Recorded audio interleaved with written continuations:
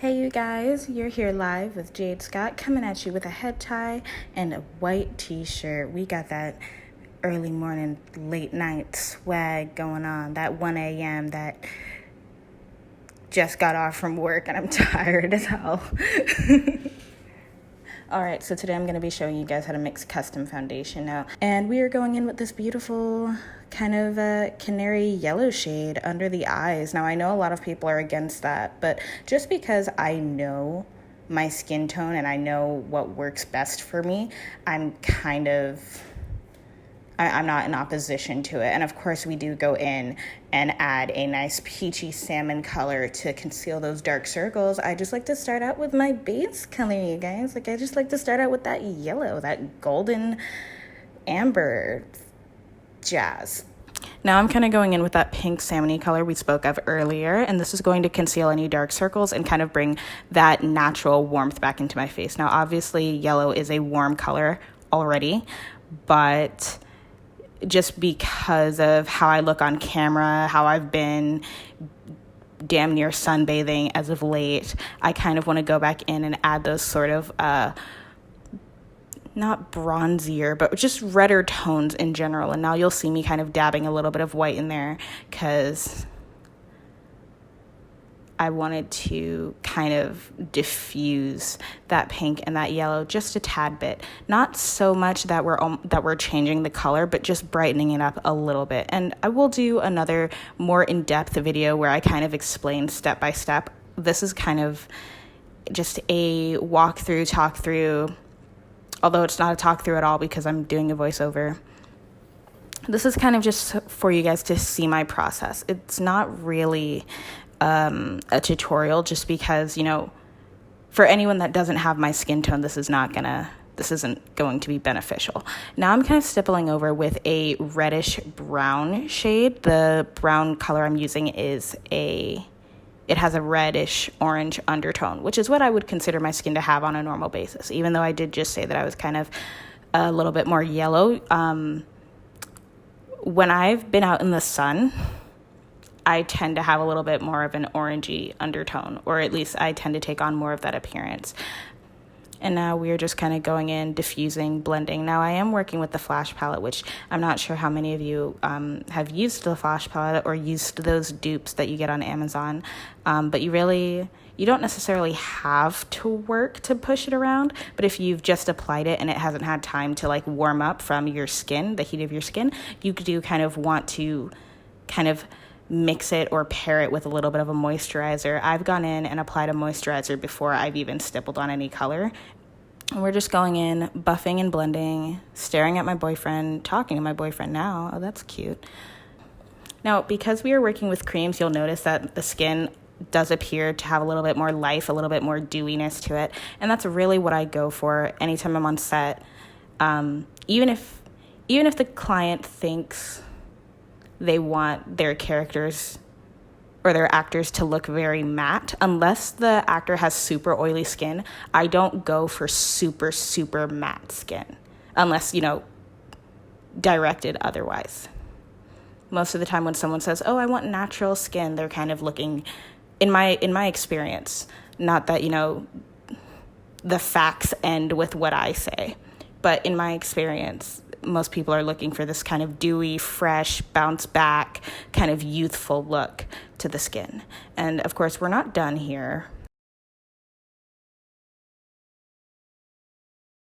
And what am I mixing up there? Okay, it looks like I'm mixing up my contour color, and yep, that's where we're going. We are headed all up in there, and we're really just kind of carving it out. Now, I've gained at least 20 pounds within the past year, if not 40.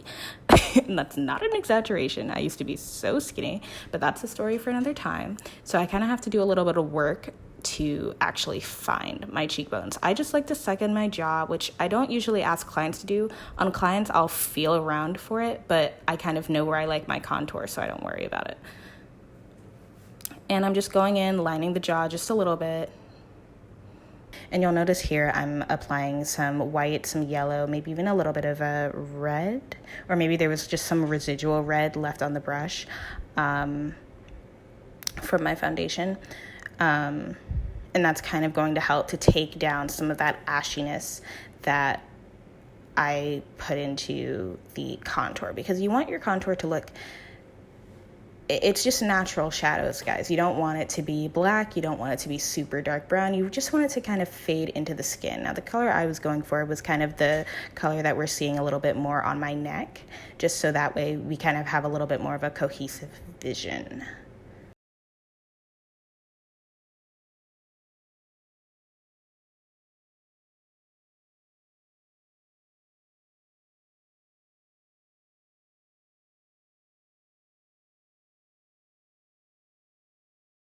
And now we're kind of going in with that yellow shade to kind of bring down some of the cooler tones that we've got popping in there. And it's not only going to help bring down some of those cooler shades, or warm them up rather, it's also going to help to kind of bring definition to that area. Oh, one thing to mention briefly. I guess I didn't get the completed look of me finishing off my brows, and I kind of just wanted to tell you guys before the video ended abruptly at the end, and I'm like trying to explain it then in opposition to telling you guys in advance. Like, don't be shocked, boo. Don't be surprised. And now we're just going in with that blush color, and I think a little bit of yellow to kind of help dial things back. And we're probably going to blend that down into the contour shade again to kind of neutralize what we've got going on there.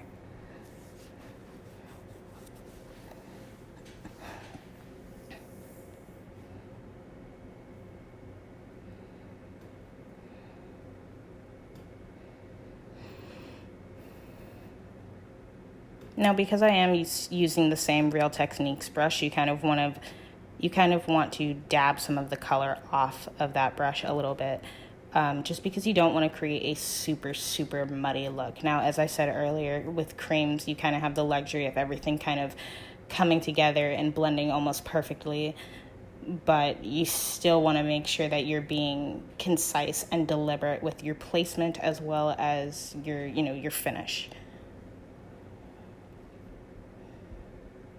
Which is why I'm doing so much work now to kind of readjust the contour a little bit.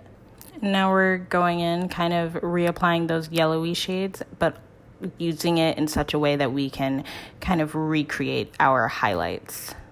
Going in, adding those inner corner highlights. And it does appear that we're going in with that metallic shade in the Flash palette instead of just, the regular shade. I like putting down the regular shade to kind of the regular yellow shade, so that way I know that I've done everything in my power to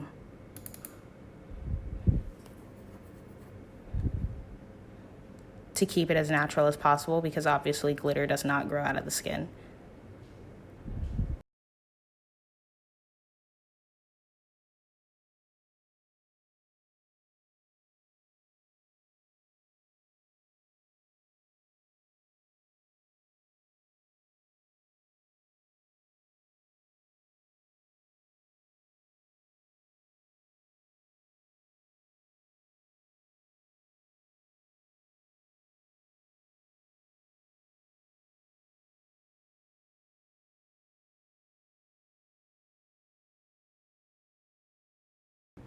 And now we're kind of going in, carving out those brows. Now, as I mentioned earlier, I do go in with my brows with a razor. So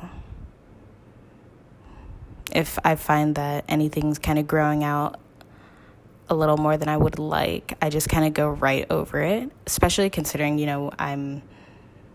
this is a video. I can kind of afford to do that, because you can't see the little hairs. And now we're going in with a nice yellow shade, going back and making sure that we have the foundations of the skin present.